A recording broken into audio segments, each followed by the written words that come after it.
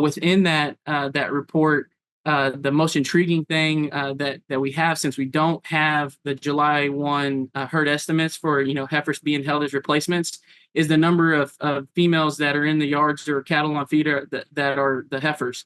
And if you look at the report, it relatively was unchanged relative to last year. So for us, if we think about it, we have less animals compared to a year ago to be putting into the yard. So we expect lower placements.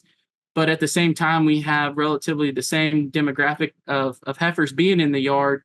And so for me, since we don't have the July 1 report, that's an indication that we're probably still not rebuilding at all, or there's no indication of rebuilding nationally right now.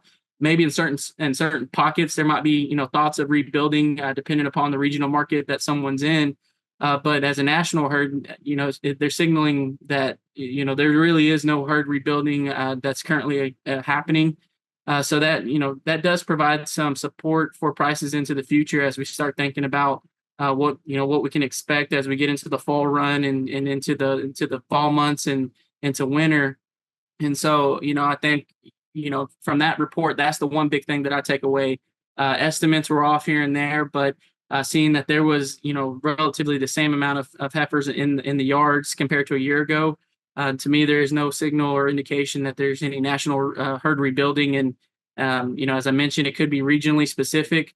I know in Tennessee, we have some drought that's hitting. And so any thought of people that were wanting to increase their herd or expand their herd, it's kind of those plans are getting put on hold right now as we're starting to feed hay in not only in Tennessee, but in the Southeast.